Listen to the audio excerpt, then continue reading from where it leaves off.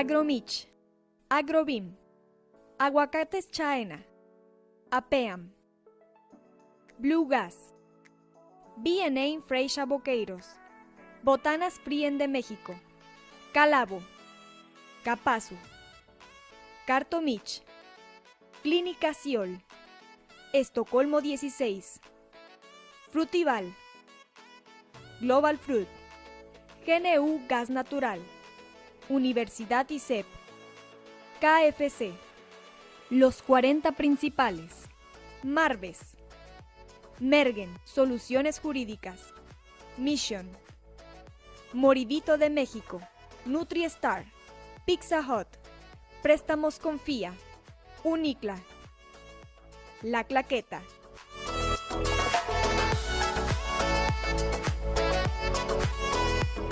Presentan Semana de Cultura Laboral 2023, fomentando la salud física, organizada por Canacintra Uruapan, el Honorable Ayuntamiento de Uruapan y la Universidad Don Bosco. Del 10 al 23 de julio, más de 120 cursos virtuales, 20 cursos presenciales en la Universidad Don Bosco, cursos de oficios en las instalaciones de CECATI e ICATMI. Nuestros ponentes en esta edición. Visita www.culturalaboraluruapan.com.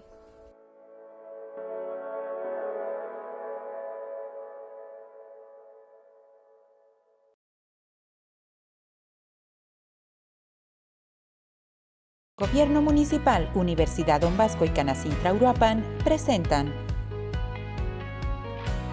Maestro David Pantoja Ruiz, licenciado en Contaduría certificado, expositor y miembro del Instituto Mexicano de Contadores Públicos.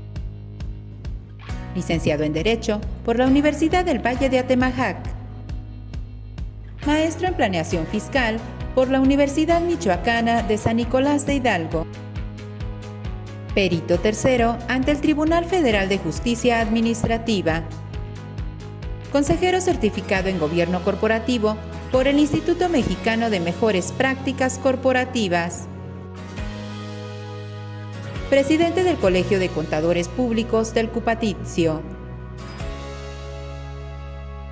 Y director de la firma Pantoja, Contadores y Abogados Tributarios. Pantoja Contadores y Abogados Tributarios, presente en la Semana de Cultura Laboral 2023. Bienvenidos.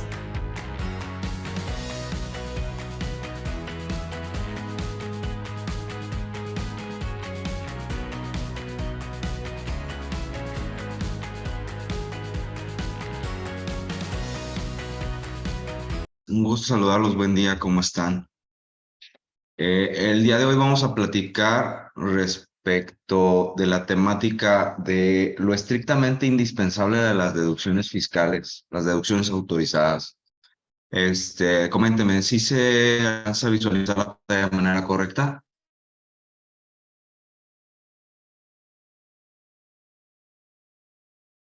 Ok, perfecto. Pues vamos a dar inicio.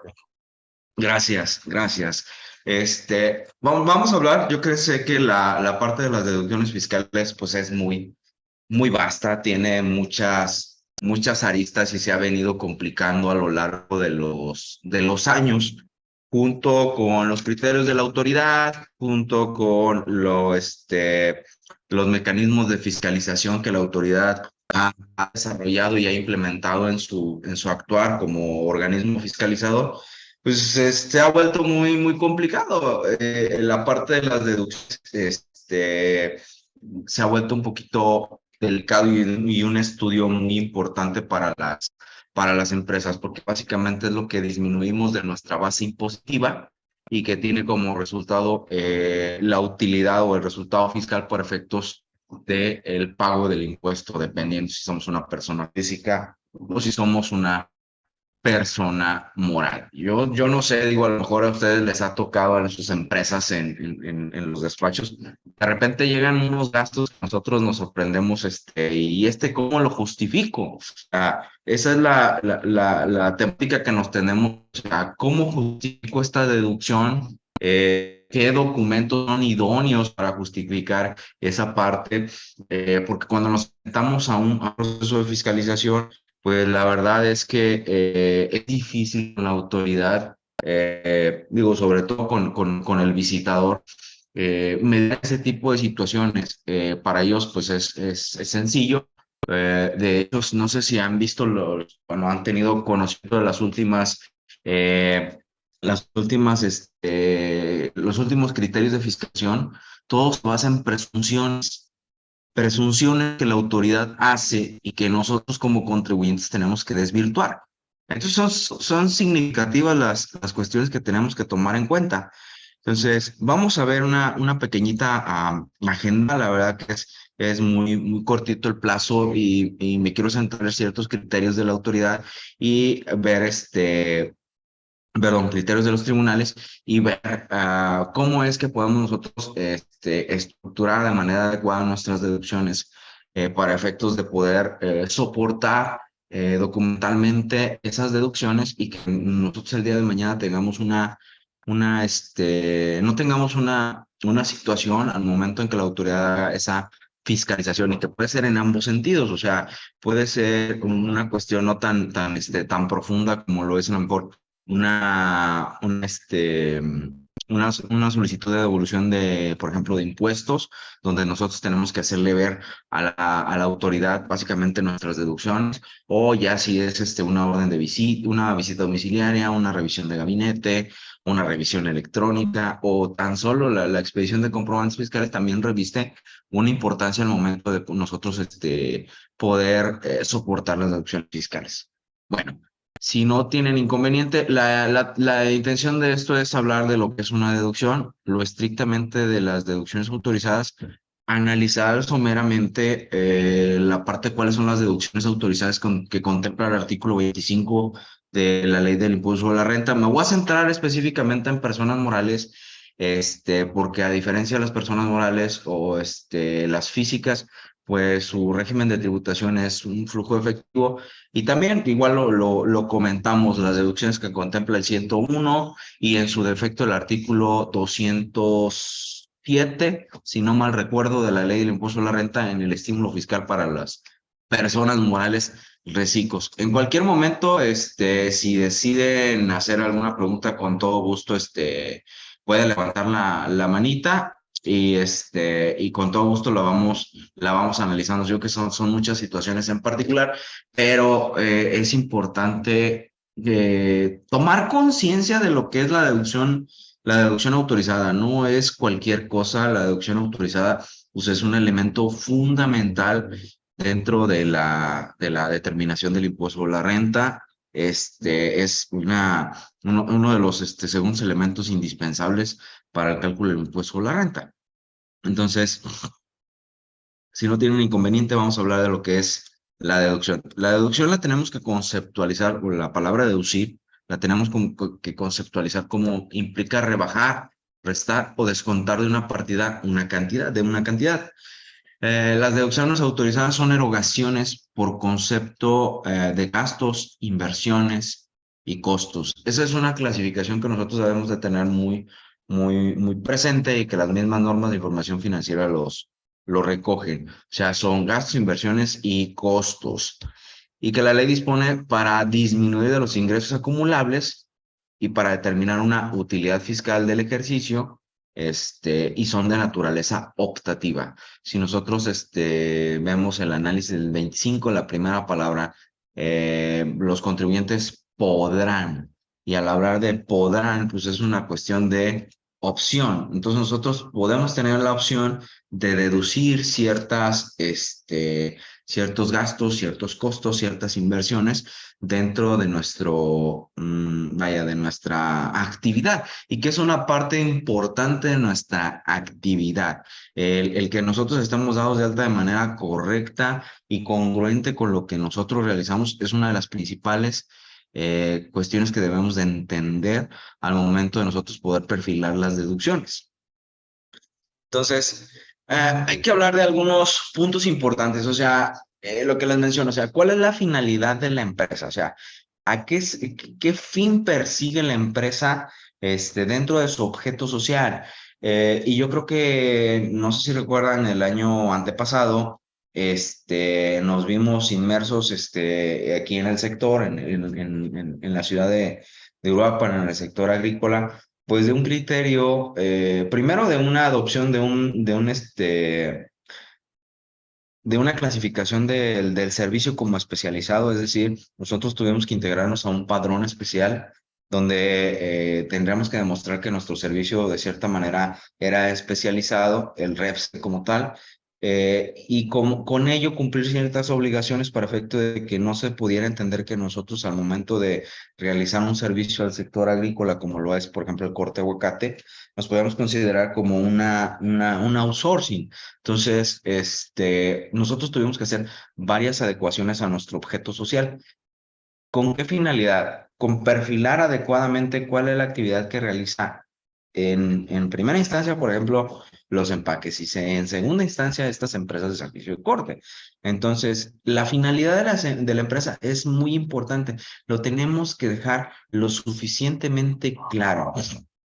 Las empresas como lo son, por ejemplo, empresas facturadoras, eh, empresas, sí, empresas que facturan operaciones simuladas, los EFOS, son empresas que en su mayoría al principio cuando empezó toda esta fiscalización de EFOS, pues son empresas que tienen un objeto social bastante amplio, o sea, por tanto te pondría a vender perros, gatos, chivos como material de construcción, herrería, servicios de limpieza, entonces sus objetos eran tan amplios que al final del día, pues eso los perjudicaba.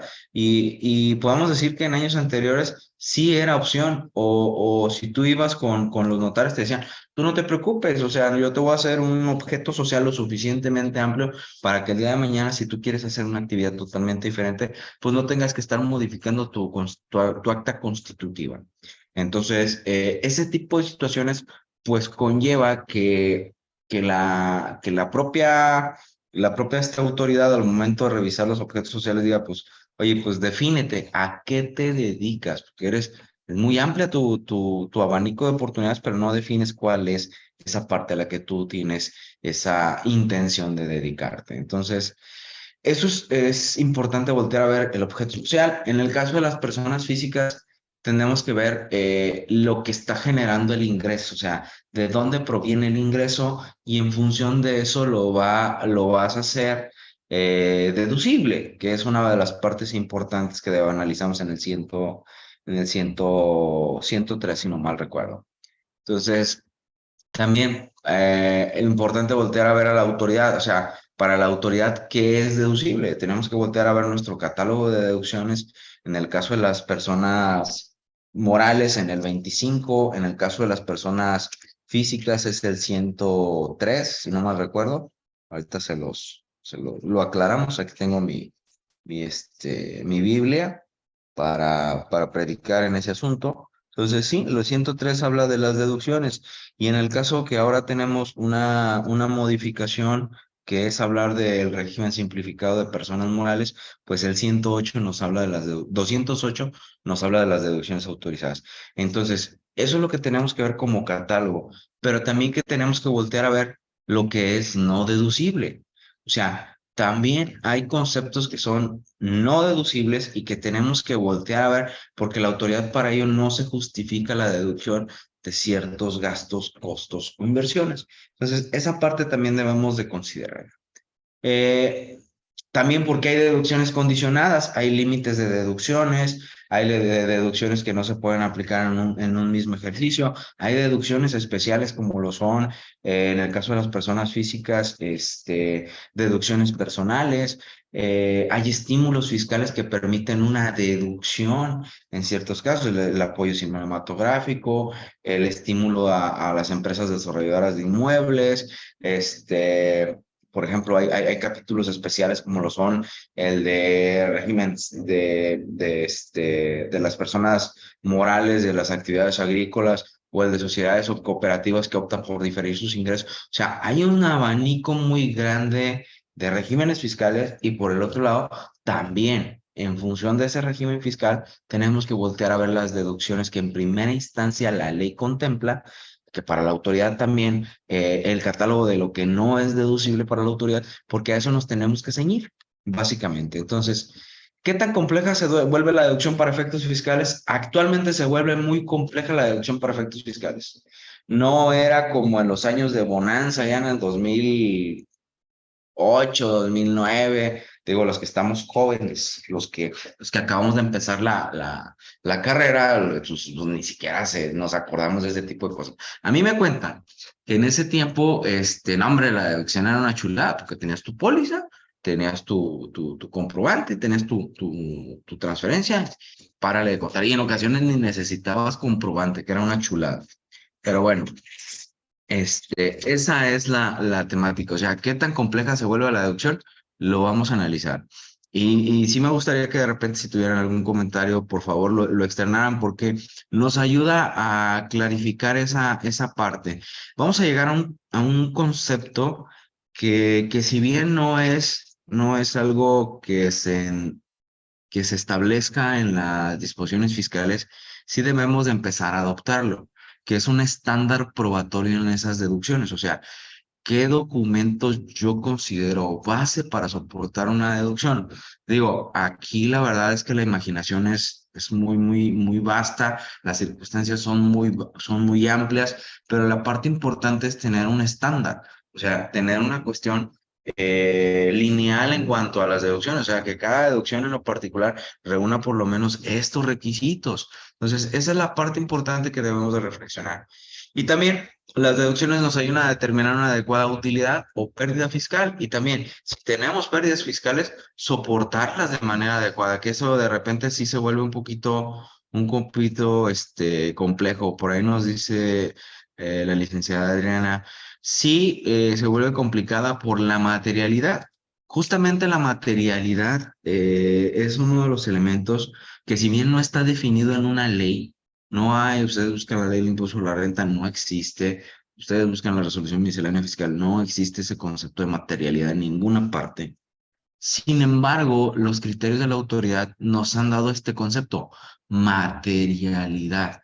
Materialidad, y lo analizaremos ya prácticamente al final, pero tiene que ver justamente con el que tu área documental o tu soporte documental sea lo suficientemente sólido para no dudar que esa deducción sí se llevó a cabo. Si lo queremos definir desde un principio, es eso. O sea, los elementos probatorios que tú tienes para que tu deducción se vuelva lo suficientemente creíble. Esa es la parte. Y creíble no ante nosotros, ante la autoridad. Y reviste ahorita la material. Nos pregunta Claudia, ¿qué es la materialidad? Lo definimos más adelante si gustas, Claudia. Si no, con todo gusto, nos tomamos un tiempecito, pero viene parte de la temática es justamente eso. ¿Qué es la materialidad? Entonces, en ese sentido. Igual, Carlos nos hace una pregunta. En el ámbito contable y de la auditoría, la materialidad se refiere a la importancia relativa, significativa de la información financiera, la transacción en el contexto de los estados financieros de una empresa. La materialidad se considera para determinar información, debe de incluirse en los informes financieros, y ciertas omisiones o errores pueden afectar la toma de decisiones de los usuarios. Bueno, ahí tenemos un concepto que Carlos nos hace llegar en materia bueno, en esta cuestión de materialidad. Lo comparto de manera parcial en ciertas situaciones. La materialidad exclusivamente pues para efectos fiscales, vamos a ver cómo la Corte lo ha venido perfilando, y que creo que tenemos que tener muy, muy presente esa definición. Pero sin lugar a dudas, una gran aportación que nos hace Carlos. Eh, Hablar de lo estrictamente indispensable es hablar de una clasificación. El maestro Carlos Orozco Felgueres es el patente de esta clasificación, que habla de las deducciones autorizadas, las que son estructurales y no estructurales, y también la misma Corte ya lo definió, lo que es estructural y lo que no es estructural. Entonces, ahorita vamos a platicar de ello, pero básicamente lo estrictamente indispensable, hablamos de estrictamente, que implica lo estrecho, lo ajustado, enteramente a la necesidad. O sea, es la necesidad que tiene esta deducción para efectos del contribuyente. Y no es lo mismo que nos dediquemos al mismo giro, a lo mejor lo estrictamente indispensable no tiene que ver con que sea el mismo giro, tiene que ver con las circunstancias, inclusive, por ejemplo, geopolíticas, perdón, de localización, inclusive de la misma sociedad, porque no es lo mismo las costumbres que tenemos aquí en Michoacán, las que tenemos en Guanajuato. Entonces, son ciertas situaciones que debemos de estar considerando. Entonces, hablar de estrictamente, básicamente es hablar de la necesidad, estrictamente la necesidad que cuenta este contribuyente para llevar a cabo ese gasto. Tiene que ver mucho con las fines de la actividad del contribuyente. Se entiende como un conjunto de acciones encaminada y relacionadas al cumplimiento del objeto social principal. Esto, en principio de cuentas, podemos decir que es lo estrictamente indispensable. O sea, lo estrictamente indispensable es la vinculación que existe entre el objeto social, la actividad, el giro y la razón de negocio. Que esa razón de negocio justamente tiene que ver con lo que nos nos mencionaban en el comentario en el chat. Entonces, vamos viendo ese punto. Los razonamientos para determinar lo estrictamente indispensable, pues eso es lo que les dice, la vinculación, la necesidad y la proporcionalidad. O sea, la vinculación, básicamente, que esa erogación, ¿qué relación tiene con la actividad del contribuyente? La necesidad, que se demuestre que si no se hubiera hecho esa erogación, habría un efecto directo en la marcha o en la operación de la empresa. O la proporcionalidad, la erogación, y la proporcionalidad, perdón, la erogación incida en los ingresos sin ser excesivos. Es decir, pues por ejemplo, no sería justificable que tú metieras un gasto por una comida con unos clientes donde te gastaras 20, 30 mil pesos y el negocio fuera de 5 mil, pues ahí ya no es proporcional ese gasto, ¿me explico? Entonces, por citar algún ejemplo, pero vamos a hablar un poquito más adelante de esa cuestión de la proporcionalidad. Y bueno, ¿qué ha dicho los criterios de la Corte? En este caso, el criterio de la propia sala del tribunal, del tribunal fiscal, en este caso, nos dice, esta tesis ya tiene su tiempo, ya es del 2000, pero sin lugar a dudas es un concepto importante. Dice, lo estrictamente indispensable básicamente es un concepto jurídico indeterminable. O sea, indeterminado, no existe una relación o un concepto definido en la ley, porque si no tendríamos un catálogo, o sea, tendríamos un catálogo de deducciones que los 215 artículos que tiene la ley del impuesto a la renta, pues serían una nada. Tendríamos que tener un sinfín de artículos que definieran si fuera un catálogo como tal de deducciones. Entonces es un concepto jurídico indeterminado en el que la ley no establece con exactitud sus límites. ¿Sí? Sin embargo, es evidente que las mismas se están refiriendo a un supuesto de la realidad, el cual, no obstante la indeterminación del concepto de la misma, no obstante la indeterminación del concepto, admite ser precisado en el momento de la aplicación, pues no se trata del ejercicio de una facultad discrecional. O sea, básicamente que cuando nos estén revisando, nosotros tenemos que justificar esta parte. O sea, si son gastos normales del negocio o propios del negocio, pues procede su deducción. Eso es estrictamente indispensable si reúne requisitos como el que el gasto esté relacionado directamente con la actividad de la empresa y sea necesario para alcanzar los fines de la actividad o el desarrollo de esta, o de no producirse, se podrán afectar actividades o entorpecer su normal funcionamiento o desarrollo. Por ejemplo, imaginemos dos empaques de aguacate, que es lo más común, o comercializadoras que tienen sus bodegas, pues necesitan personal para la selección. Entonces, a lo mejor hay empaques que están lo suficientemente céntricos y pues no necesitan un transporte del personal. Entonces, si no tienen un gasto de transporte de personal, no es suficiente para decir que la otra empresa no lo requiera. O sea, la otra empresa a lo mejor por su ubicación sí necesita un transporte personal y ese gasto sí le es indispensable para poder llevar a cabo su deducción. Entonces, al ser un concepto indeterminado, nosotros debemos de voltear a ver las circunstancias que tenemos alrededor para dar cumplimiento a esa deducción como tal. Entonces, no sé si queda claro. La verdad es que esta tesis nos da mucha luz en cuanto a lo estrictamente indispensable. Pero no debemos de voltear, de dejar de lado cómo está enfocada la fiscalización de la autoridad. La fiscalización ahorita de la autoridad tiene mucho que ver con la parte del CFDI, ¿sí? O sea, la fiscalización está en tiempo real. La parte del CFDI y el llenado. Debemos de entender el CFDI. El CFDI no es cualquier cosa. El CFDI es una información que nosotros estamos transmitiendo. O sea, de repente, ¿cómo llegamos a la casa y ¿cómo estás? Bien. Ujú. ¿Bien qué? O sea, bien físicamente, bien, ¿no? ¿Cómo te fue? Bien. ¿Bien qué? O sea, ese es el asunto. O cuando le dicen a la mujer, ¿estás enojada? No. ¿Qué tienes, mi amor? Nada. ¿Qué tienes? Nada. ¿Sí? Y al rato te recrimina porque no le preguntaste, es que le faltaba una vez más para preguntarle. O sea, ese tipo de situaciones que parecieran y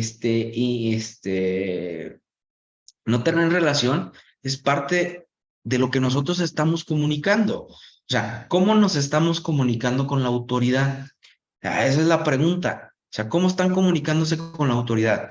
Porque si ustedes no le prestan importancia a la elaboración del CFDI, pues vamos a tener una complicación.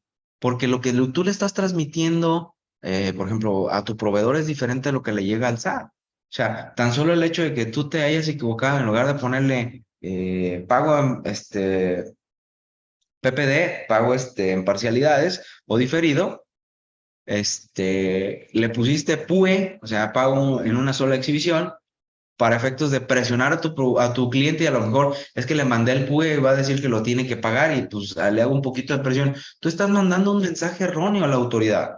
Entonces, esa situación, si tú no eres consciente de cómo estás llenando el CFDI, pues deviene en que te lleguen esas cartitas de amor.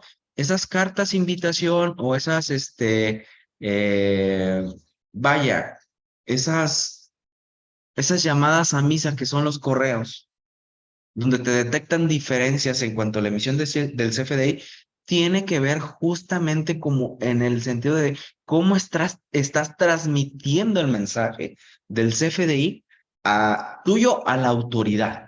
Entonces, esa es la parte que debemos de tomar conciencia.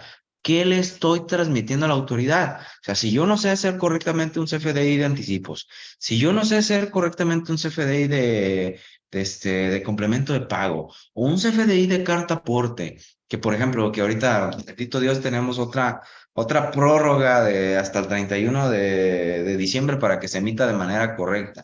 Entonces, ese tipo de situaciones nos lleva a caer en inconsistencias con la autoridad y a que esos actos de molestia pues te generen un problema en el futuro. Entonces tiene mucho que ver con la parte de cómo haces o cómo estás transmitiendo esa información tuya hacia la autoridad, ¿vale? Entonces, es una parte indispensable que debemos de tomar en cuenta. También lo que las entidades financieras hacen de intercambio de información con ellos, los depósitos en efectivo que se dan, por citar algo, declaraciones informativas anuales y de retenciones de ISR. O sea, por ejemplo, la declaración anual, justamente si tú no tienes cuidado en la aplicación de los anticipos, te metes en una bronca.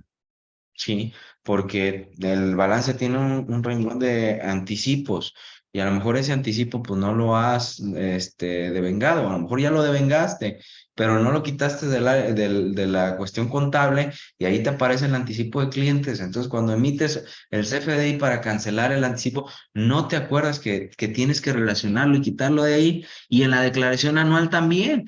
Tienes que quitar los ingresos acumulados en ejercicios anteriores, si no tú estás transmitiendo un mensaje erróneo a la autoridad. Eso es una parte importante. Las DIOT, sobre todo, La parte de la contabilidad electrónica, que no se debe de dejar de lado, la contabilidad electrónica se tiene que cumplir, sí o sí, es parte de nuestra obligación, que si bien la autoridad no ha volteado, no, o sea, no nos ha exigido contabilidad electrónica, tiene todos los elementos para exigirnos contabilidad electrónica, pero también hay que hacer bien la contabilidad electrónica. Y bueno, de entrada la contabilidad, ¿sí? De entrada hay que hacer bien la contabilidad porque si no, tenemos un gran problema. No tenemos que hacer una contabilidad para efectos fiscales. La contabilidad es una y punto. Y es la que dictan las normas de información financiera y punto. No hay más. ¿Me explico? ¿Cuál es la situación con la parte fiscal? La parte fiscal es un cálculo operativo distinto que toma como base la información financiera, ¿ok? Entonces, hay que voltear a ver cómo está la fiscalización. Entonces, ¿qué entendemos por deducciones autorizadas? Básicamente, las deducciones autorizadas, pues eso es un marco legal que creó el legislador, ¿sí? Ese marco legal o ese hecho, pues, este supuesto jurídico es donde nosotros tenemos que aterrizar, ¿sí? Tenemos que aterrizar en ese supuesto, a través de qué es lo que podemos deducir y cómo lo podemos deducir. O sea, la verdad y la realidad que nosotros tenemos en nuestra empresa, en nuestro contribuyente, tiene que ser lo que nosotros estamos demostrando, ¿sí? Con esa serie documental. O sea, tú ahorita sabes que, por ejemplo, una deducción está debidamente soportada, por ejemplo, cuando pues, compraste a lo mejor un carrete de cable porque lo necesitabas para instalar una red y no, el gasto no fue suficiente, no fue tan amplio para mandarlo a una inversión. Entonces es un gasto deducible, pero de cierta manera ese carrete, ese cable está por dentro de la pared. O sea, está por dentro de unos tubos que a simple vista no lo está, pero tú sabes que fue una realidad, pero documentalmente tienes que demostrar que ha sido esa realidad. Entonces es ahí donde se empieza a complicar esa demostración de que se llevó a cabo o esa comprobación. Entonces, sí debemos estar dentro del supuesto jurídico, pero de una realidad, de nuestro contexto de realidad. Y ya que el contribuyente tiene que observar ese cumplimiento y de igual manera la autoridad al momento de fiscalizarte también te va a observar ese cumplimiento. Entonces, eso es pues, el contexto general de la deducción, vaya. Sí, hablar de deducción es hablar de este contexto general. ¿Qué requisitos debemos de cumplir? Las deducciones autorizadas deben ser estrictamente indispensables para los fines del contribuyente. Para los fines del contribuyente. Por eso, en la parte de las personas morales, tiene que ver el objeto social. O sea, si mi objeto social es realizar esta actividad con con estos elementos, pues lo debo de contemplar en mi objeto social. Y por el contrario, en el caso de las personas físicas, el requisito de la deducción, pues básicamente para que sea estrictamente indispensable, tiene que ver con la generación del ingreso. O sea, el ingreso, ¿cómo es que perdón, la deducción, cómo es que yo la voy a implementar para esa generación de ingresos? O sea, hay gente que el teléfono es su generador de ingresos. Le hace una llamada, contacta al cliente, contacta al proveedor y esa fue su generación de ingresos. Entonces, tenemos que buscar o tenemos que aterrizar nuestra actividad, en el caso de las morales, nuestra actividad con el objeto social que estamos llevando a cabo. Y en el caso de las físicas, el ingreso que estamos obteniendo este, justamente con la actividad que desarrollamos. ¿Sale? Entonces, para ello, pues es importante saber a qué se dedica. Nosotros, digo, en la oficina llevamos varios contribuyentes y de repente no entendemos el tipo de gastos que realizan. O sea, tan es así como, por ejemplo, por ejemplo, la cal. sea, la cala agrícola, o sea, hay contribuyentes muy bien dedicados y hay otros que no tanto. Entonces, de repente te llegan tantas toneladas de cal, oye, pero pues si no estás construyendo, o sea, y te quedas con ese supuesto. Tienes que voltear a ver, tienes que conocer la actividad del contribuyente. Ustedes que son a lo mejor contadores de la empresa, seguramente saben la actividad del contribuyente. ¿Por qué? Porque se han salido de la oficina y han ido al área de embarque y han visto qué tiene que ver el almacén, han ido a los puntos de venta, han estado, por ejemplo, en ciertas convenciones. Entonces, ese acercamiento con la realidad operativa de la empresa te ayuda a comprender de mejor manera la deducción. Entonces, eso es lo que de repente, por ejemplo, a nosotros en los despachos no nos es tan factible. ¿Por qué razón? Porque en ocasiones no alcanzas a ver la actividad del contribuyente. Entonces, sí es importante que de repente, los que estamos en despachos, volteemos a ver al contribuyente y lo acompañemos en su empresa. A ver, oye, quiero pasar un día contigo y es que no es que me corrieron de mi casa. Quiero pasar un día contigo en el sentido de que, a ver, ¿qué es lo que hace tu empresa? O sea, ¿cuál es su utilidad? ¿Cómo gasta? O sea, ¿en qué lo aplicas? Oye, los que tienen almacén, ¿cómo lo clasificas? Y vas teniendo ese acercamiento con la actividad del contribuyente y cuando te llega un gasto, tienes la manera de discernir más fácilmente cuál fue su implicación, ¿ok? Entonces, a esto atiende lo estrictamente indispensable. En el caso de las personas morales, a los fines del contribuyente, lo que su objeto social dicte. Y en el caso de las personas físicas, a lo que le genere la obtención del ingreso. Entonces, eso es lo estrictamente indispensable considerado dentro de de la propia legislación en principio de cuentas.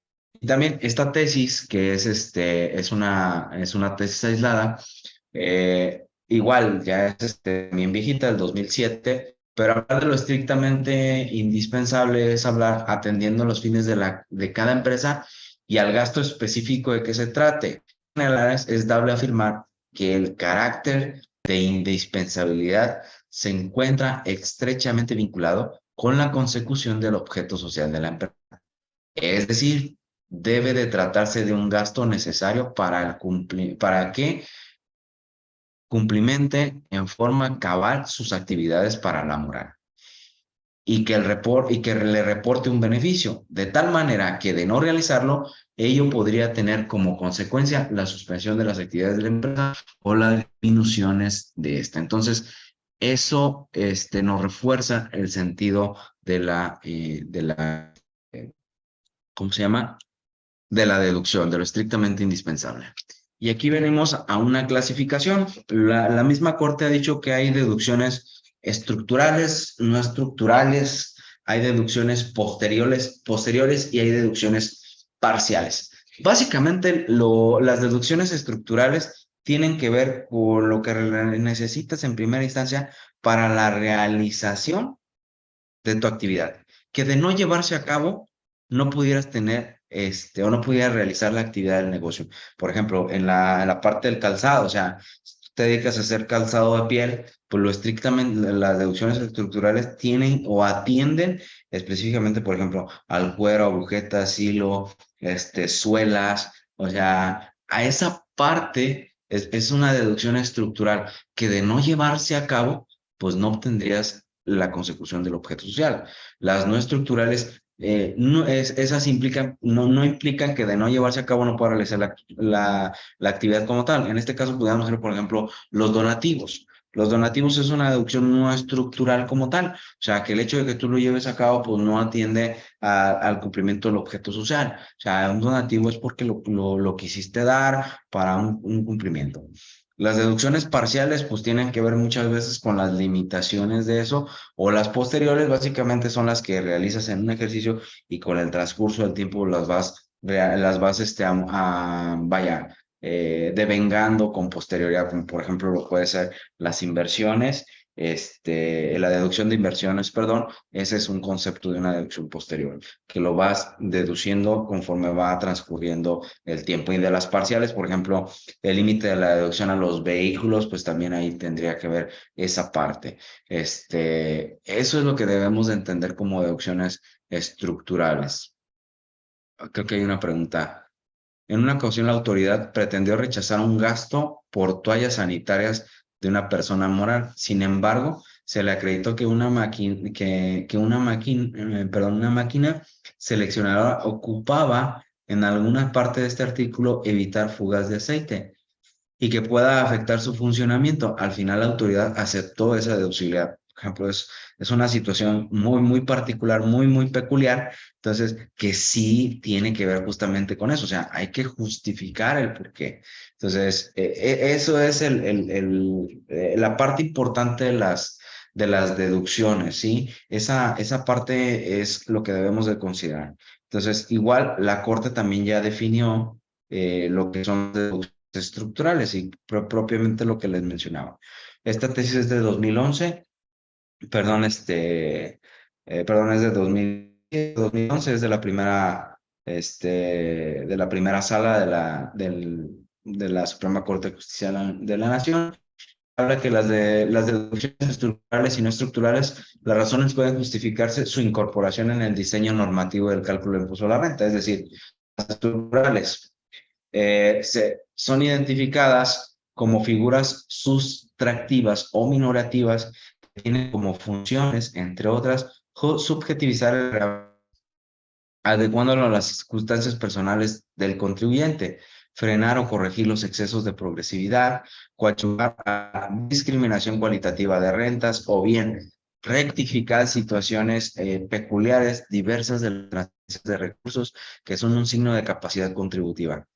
En este rubro se ubican las deducciones que por regla general el legislador debe reconocer en acatamiento del principio de proporcionalidad tributaria para que el impuesto resultante se ajuste a la capacidad contributiva de los causantes. Es decir, las estructurales tienen que ver con justamente esta de la deducción, que si no se puede llevar a cabo, no estás llevando o no estás consiguiendo el objeto de la empresa. En el caso que les mencionaba de los zapatos, pues ¿cuál es mi ingreso? Pues la venta de los zapatos. Y si yo tengo la deducción del cuero, del hilo, de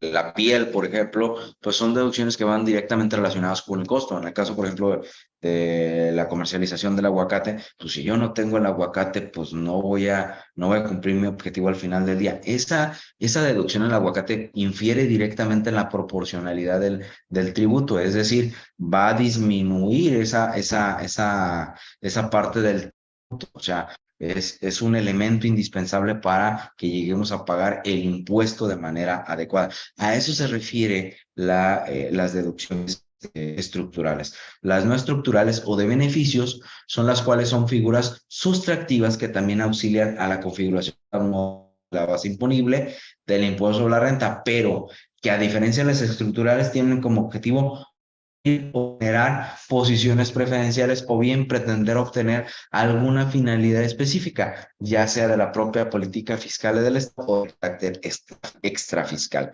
como por ejemplo lo que les mencionaba, los donativos, o sea, los donativos, ese beneficio de la destrucción de alimentos, o sea, perdón, de la donación de alimentos como tal, pues tiene que ver con esta parte. O sea, es un beneficio que tú tienes, pero que el hecho de que tú lo tengas no significa que no vas a poder realizar la consecución de tu objeto social. Entonces, ese es en lo que nos debemos de... Y bueno, las deducciones. Ustedes ya conocen las deducciones en general. Aquí vamos a retomar, vamos a platicarlas muy someramente. En primer término, tenemos devoluciones que se reciban o descuentos y bonificaciones que se hagan en el ejercicio. Costo de lo vendido. Gastos netos de descuentos, bonificaciones y devoluciones. Inversiones. Créditos sin cobrar y las pérdidas por caso fortuito o fuerza mayor o por enajenación de bienes distintos a que se refiere en la fracción segunda. O sea, la enajenación de bienes distintos de lo que son las mercancías. ¿Ok? Las cuotas o cargos a los patrones pagadas por el Instituto del Seguro Social, Instituto Mexicano del Seguro Social, incluidas las previstas en la Ley del Seguro de Desempleo. Intereses devengados, que estas pues tienen su limitante. Intereses tienen su limitante en el mismo 28, que tenemos que sacar una EBITDA ajustada y esa EBITDA ajustada tiene que ver con el porcentaje de deducción de los intereses. Un ajuste anual por inflación que resulte deducible. Cuando tenemos más créditos que deudas, tenemos un ajuste anual por inflación deducible. Anticipos y rendimientos que se pagan a sociedades cooperativas de producción. Aportaciones efectuadas a la creación o incremento de reservas de fondo de pensiones. En general, estas son las deducciones pues, más relevantes, no sin dejar de lado pues todas las que contemplan el artículo 25. O sea, el artículo 25 pues básicamente contempla estas 10 fracciones, ¿sí? Pero que engloban en general todas las deducciones. Entonces, estas deducciones debemos de cuidarlas. No nada más por el hecho de ser la deducción, sino también tenemos que cumplir requisitos. El artículo 25, ¿cuáles son? Ahora el 27 te dice cómo es que deben de darse estas deducciones, ¿ok? La obligación de documentar, es importante documentar esa parte. Por ejemplo, esta regla en particular entró en 2022, si no mal recuerdo. El artículo 29 del código nos obliga a que nosotros debemos de documentar en la parte de las deducciones, ¿sí? Habla de las devoluciones y descuentos y bonificaciones que realicemos ante la autoridad fiscal, deberán de documentar, es decir, tenemos que dar el soporte documental y la justificación de por qué estás aplicando un descuento sobre venta o una devolución. Esto no estaba, ¿sí? Esto no estaba hasta el 2021. Entonces, la verdad es que la devolución sobre venta, pues no tendrías que justificarla. Actualmente sí, sí, actualmente sí es necesario justificar esa devolución. Entonces, si ven, este concepto como tal ya nos habla de algo importante, o sea, una justificación que siempre lo hemos tenido en mente. Sin embargo, ya es muy clara la legislación en la parte de los descuentos y evoluciones sobre venta, o en este caso sobre compra, que debemos de justificar esa emisión del CFDI y documentarla. O sea, tenemos que tener el soporte documental adecuado para esa deducción, ¿ok? Entonces, esa es la parte importante. Lo estrictamente indispensable se recoge de la fracción primero y es algo que ya hablábamos al principio de ello. ¿Qué otros requisitos? Pues deben de conocer, hay algunas tesis que nos hablan de estos requisitos de las deducciones, que no por el hecho de tener la deducción no lo debemos de dejar de lado, ¿ok? Por aquí hay otra pregunta. Dice Adriana. El caso de los descuentos, para justificar, ¿sería por medio de algún escrito donde se hacen negociaciones con motivo de los descuentos? Sí puede ser por eso, y también tiene que ser la cuestión, por ejemplo, lo puedes documentar con correos electrónicos, o sea, la autorización inclusive del otorgamiento del descuento. Yo creo que ahí la cuestión de la fecha cierta no tiene que ver, más bien la fecha cierta tiene que ver con la parte del acto jurídico, de la materialización del acto jurídico, es decir, la parte de los contratos, en los acuerdos de voluntades tendría que ver. Si tú quieres llevar a cabo esa justificación, yo creo que no le veo tanta necesidad, a menos de que estés hablando de una cantidad, pues, estratosférica, pero pues yo diría, ¿quién quiere darle descuento a un cliente en más del 50%, o del 70% o del 80%? Entonces sí tendrías que justificar, y en ese caso de ser, yo sí soy de la idea de que debes de tener un criterio. O sea, debe de establecerse un criterio y los criterios tendrían que ser por montos. O sea, si tú lo ves necesario justificar ese descuento y, por ejemplo, el monto del descuento, estamos hablando de 20 millones de pesos, pues sí, decir, bueno, pues ¿quién lo autorizó? Fulano de tal, fecha cierta, pues pone una copia cotejada y ahí aparece. O sea, nada más para ese efecto. Pero sí justificar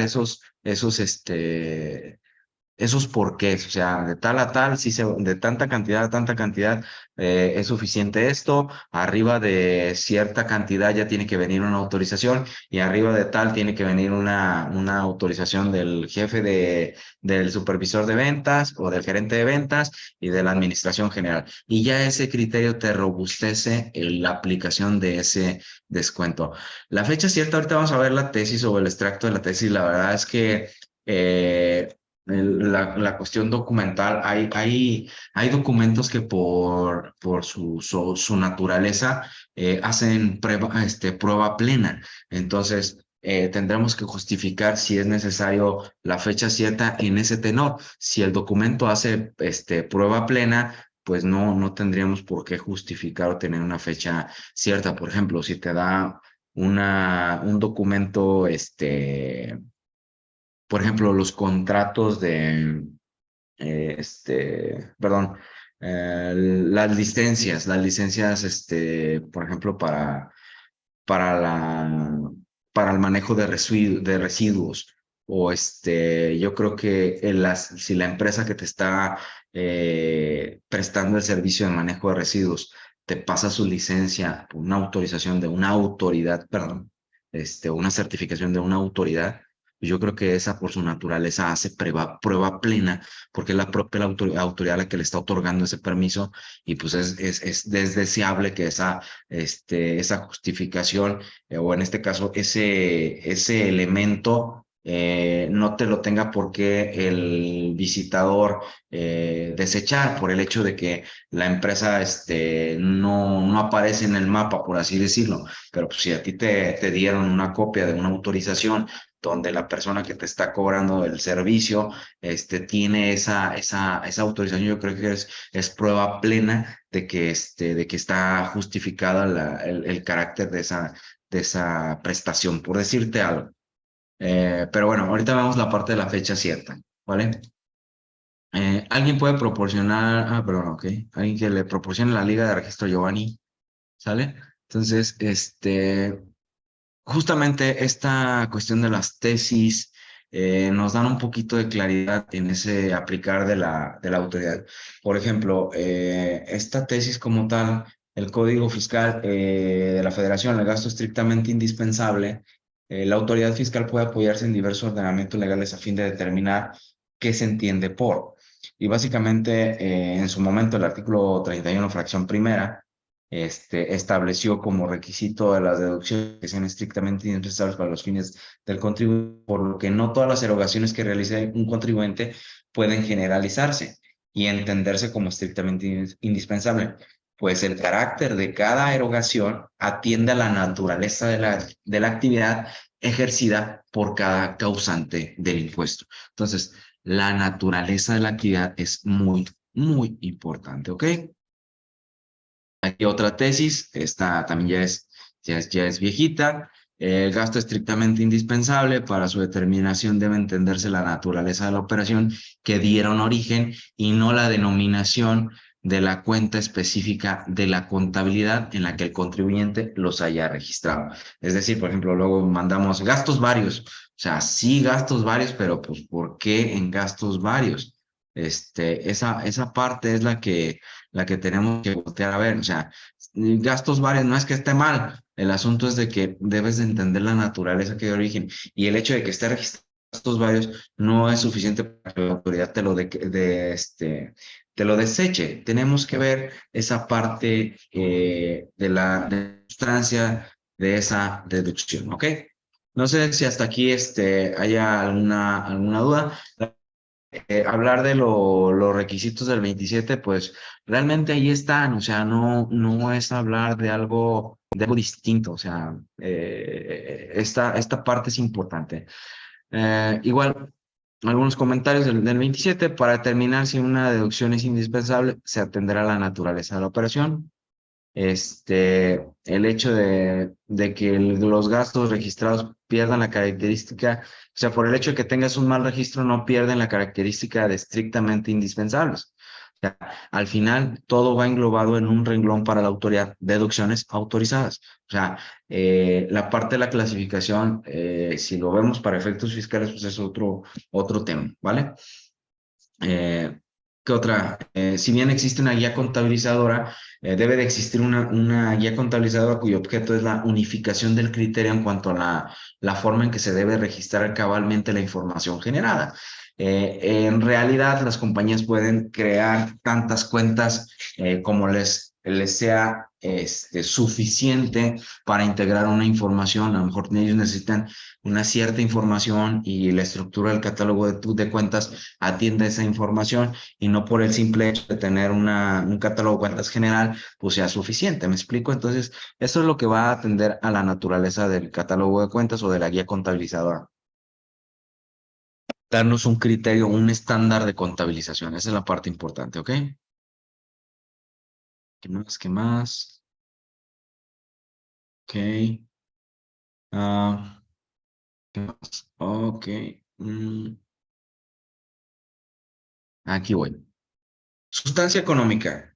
Esta tesis habla de que los elementos probatorios relevantes para acreditar su existencia cuando se pretende demostrar la procedencia de un efecto fiscal favorable al contribuyente.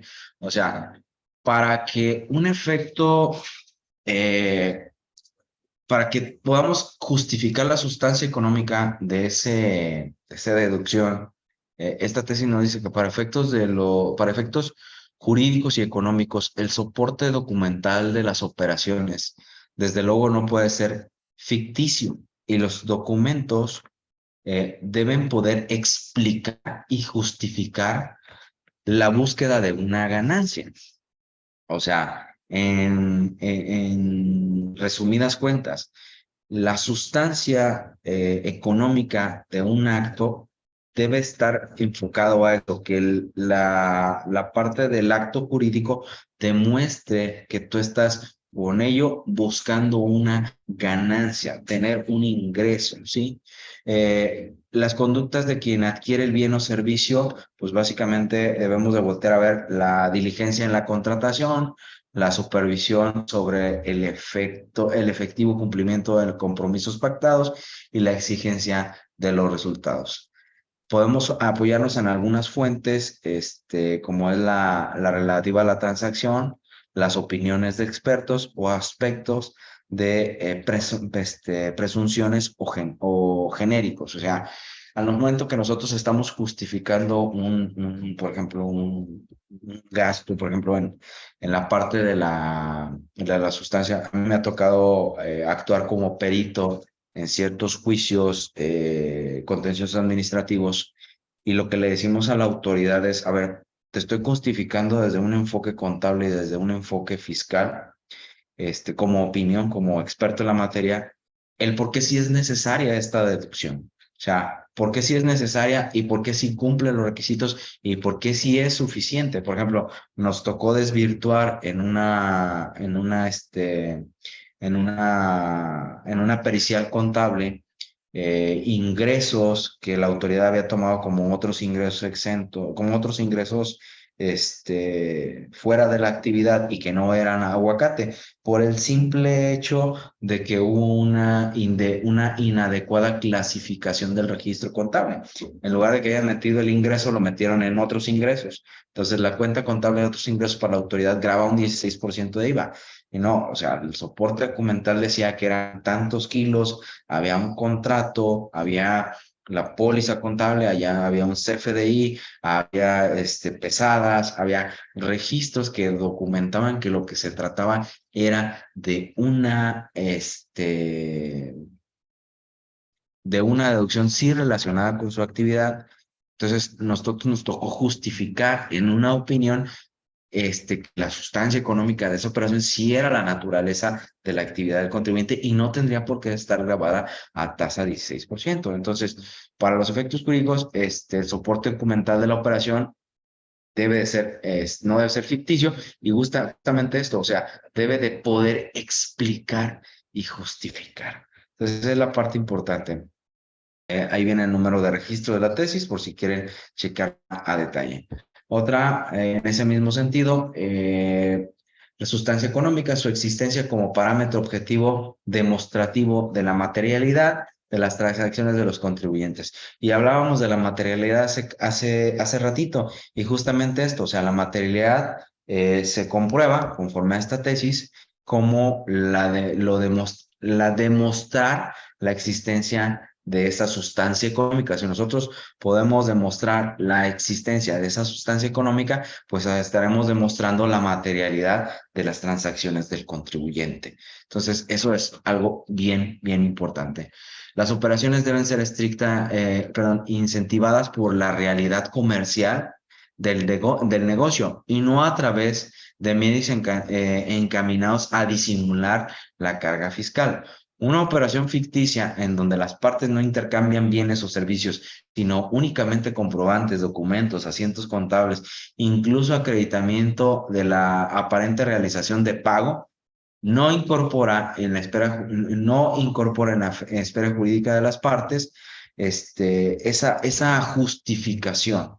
Entonces, analizar si existe una alteración en la esfera jurídica del particular y si una transacción objetivamente afecta la posición económica neta del contribuyente, su esfera jurídica de derechos y obligaciones o sus intereses ajenos a los aspectos fiscales, no debería avalarse la desautorización del efecto legal que le corresponden. Es decir, o sea, el hecho que tú nada más tengas la póliza, el registro contable y el comprobante, no justifica la operación. La autoridad no justifica la sustancia económica. O sea, debes de demostrar que hay una afectación en la esfera jurídica del particular. O sea, que hay un incremento del patrimonio. O sea, cómo es que realmente sí se llevó a cabo esa actividad. Entonces, ahí radica lo complicado de la misma y de igual manera de la norma. ¿Sí? Ok, ¿qué más? ¿Qué más? Perfecto. Otra tesis, pues habla las facultades de comprobación y de gestión de las autoridades fiscales, aspectos que se distinguen. Las autoridades fiscales pueden ejercer facultades de gestión, asistencia, control y vigilancia, y de comprobación, inspección, verificación, determinación o liquidación. Por ejemplo, las cartitas de invitación tienen facultades de gestión, están vigilando el cumplimiento de las normas. Y las facultades de comprobación tienen que ver ya con la verificación, con la inspección, con las visitas domiciliarias. Entonces, las de gestión están fundadas en el 22, 41 y 41A del Código Fiscal. Y las de comprobación están fundadas en el 42 del Código Fiscal. Visitas domiciliarias, revisiones de gabinete, expedición de comprobantes fiscales, revisiones electrónicas, por citar las generales, ¿ok?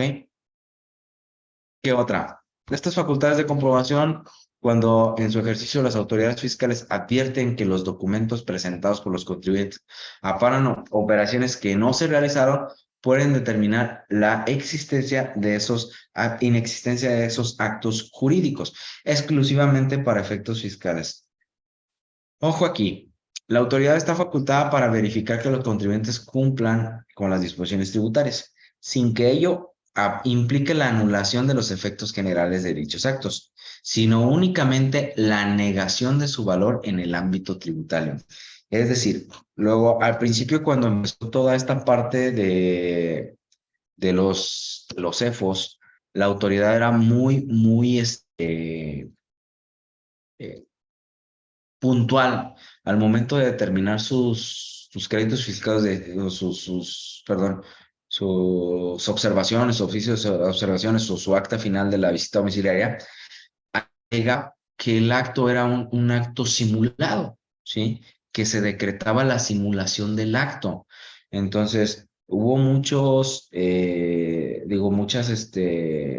sentencias a favor de los contribuyentes porque los jueces dijeron, no, espérate, el único que tiene manera de decretar que un acto jurídico es simulado es un juez y tu autoridad no tiene las facultades de un juez. Entonces, por ese lado ya no fue.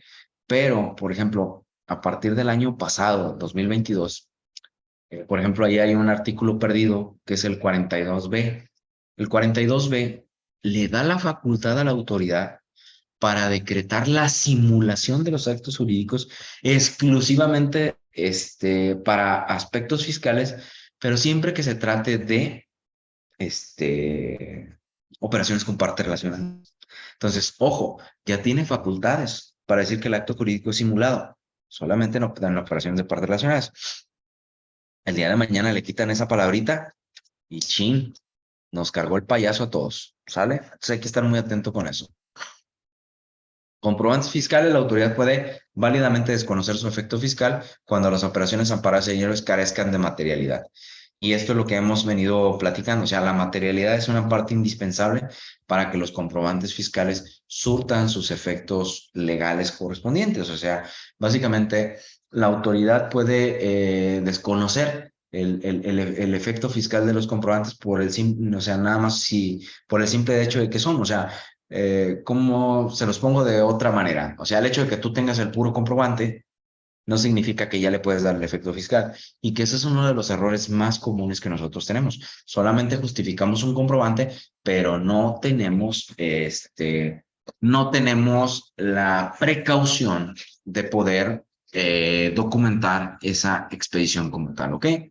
Por ello, cuestionado la operación que ampara el comprobante, atendieron la carga probatoria que le corresponde al demandante aportar otros medios de prueba. Es decir, el comprobante no hace prueba plena de que se haya llevado a cabo la operación. Lo tiene que revestir o robustecer justamente contratos,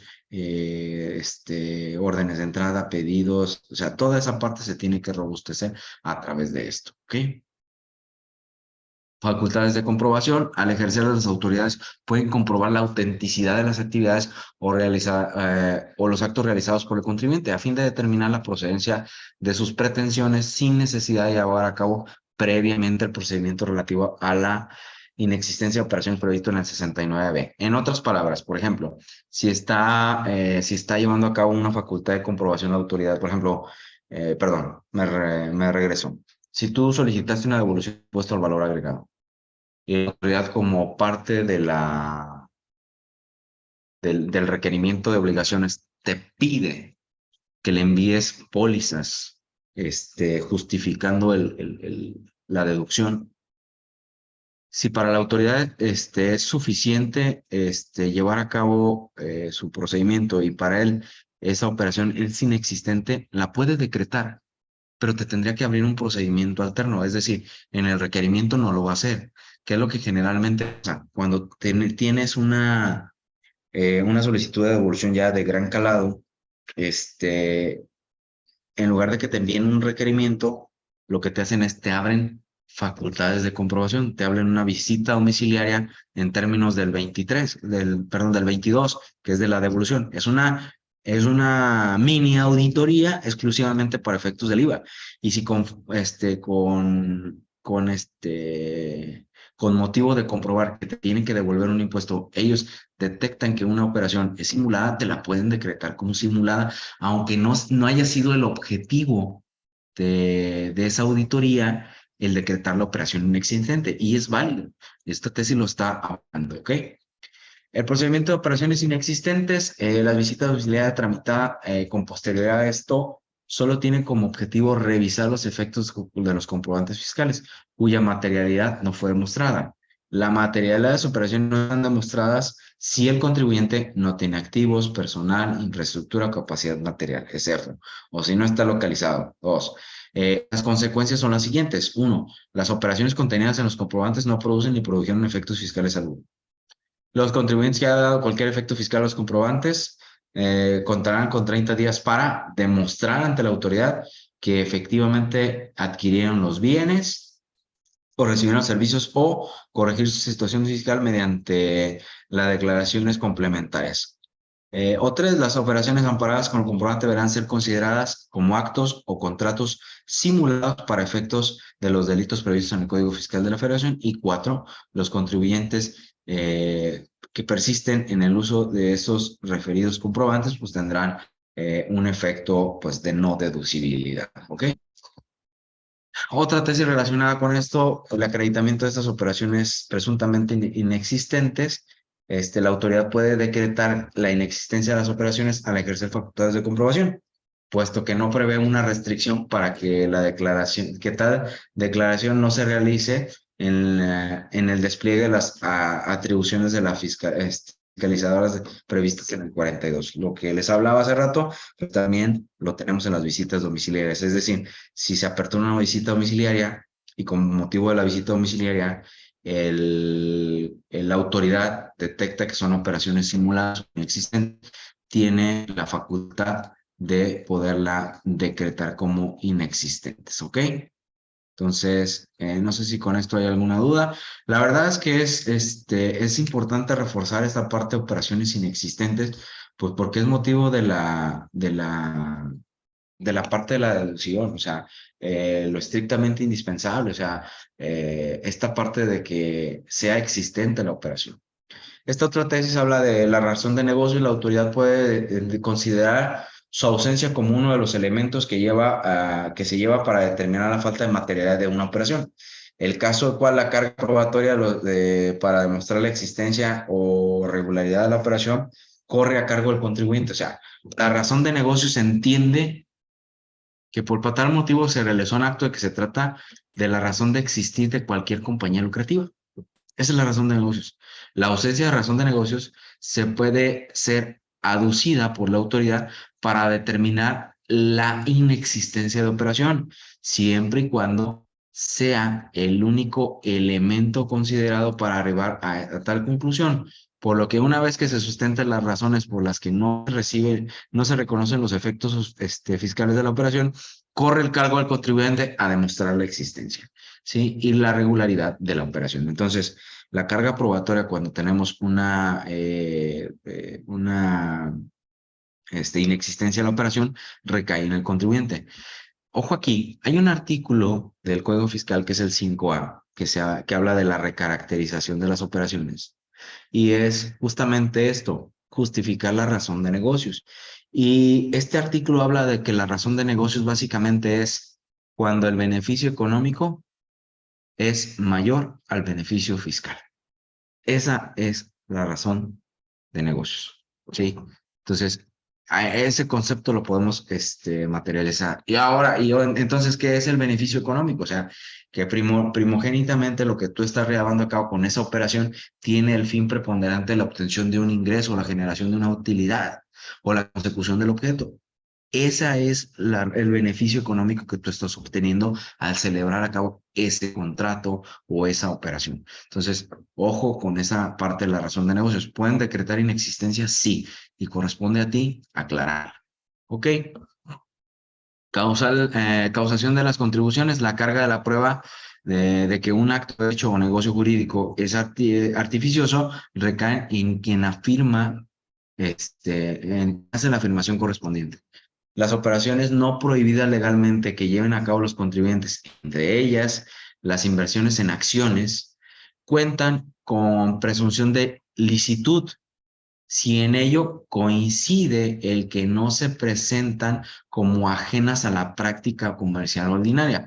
Por lo tanto, cuando se alegue que una determinada operación no releva, cuando se alegue que una determinada operación no releva la intención de realizar una inversión real, sino que tiene el propósito especulativo, que únicamente pretende eludir el impuesto correspondiente, la parte que propone tal argumento deberá aportar elementos para acreditar la ausencia de la sustancia jurídica. Es decir, si la autoridad te dice que el negocio jurídico no fue real, y en el caso sobre todo de la venta de las acciones, o la especulación con las acciones, no, o fue especulativo el trato, pues te tendrá que demostrar el hecho de que fue especulativo. O si te dice que o tú estás alegando que no es especulativo, tú tienes que demostrar con hechos por qué no es especulativo esa venta de acciones, ¿ok? Perfecto. Seguimos. Las visitas domiciliarias, los documentos, libros y registros que como prueba exhiban los contribuyentes para desvirtuar irregularidades no pueden ser valorados por los visitadores. pues solo compete a detallarlos y hacer constar hechos u omisiones en las actas circunstanciadas. Esta es una tesis que ha operado a nuestro favor, básicamente que no le da facultad al visitador para valorar las pruebas que los contribuyentes ofrezcan durante la práctica de la visita domiciliaria. O sea, las deben de valorar ya una vez emitido el oficio de observaciones o en su momento en la última acta parcial. ¿Okay? Otra en relación a la visita domiciliaria, los actos realizados por los visitadores designados en el desarrollo de las mismas tienen que ser valorados por funcionario competente para poder afectar la esfera jurídica de los particulares.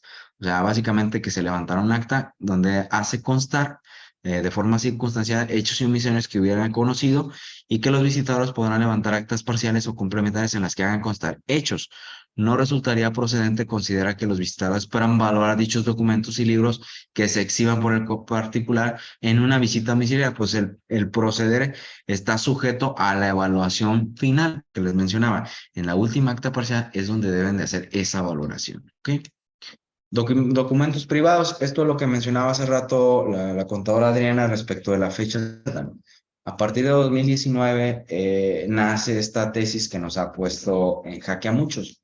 Y es que básicamente los documentos privados deben cumplir con el requisito de fecha cierta, tratándose el ejercicio de las facultades de comprobación para verificar el cumplimiento de la obligación de obligaciones fiscales del contribuyente.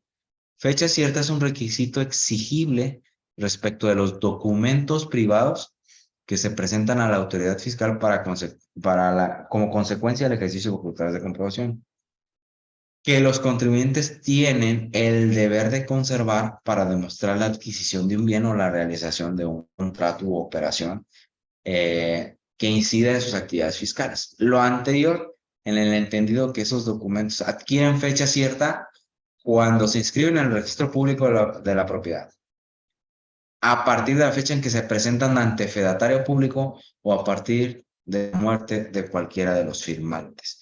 Entonces, yo creo que es más fácil pasarlo ante la fe del notario público. Entonces, sí tendríamos que ver ese criterio de qué sí documento va a pasar. Y la fe del notario público la puede dar en una acta. Puede ser en una acta o en un protocolo, puede ser en el cotejo de documentos o puede ser en la ratificación de los documentos. Hay que ver qué tipo de documento es el que necesitamos. Yo soy de la idea que tiene que atender a los montos de la operación. Esta fecha cierta tiene que atender a los montos de operación.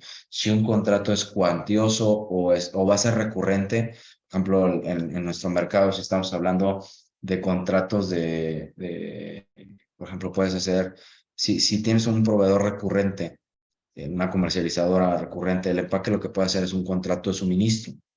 Y ese contrato de suministro, elevar la escritura o ratificarlo. Y posteriormente, una vez en el ejercicio suministrado todos esos, documentar todos esos suministros en otra acta circunstancial, o lo más fácil es que tú hagas un contrato por cada operación y lo cotejes, lleves y cotejes, lleves y cotejes, lleves y cotejes, pero tienes que existir una cuestión de estándar probatorio y eso es lo que vamos a llegar ahorita, ¿ok? Y bueno, esta última tesis y entramos a algunos aspectos importantes a considerar.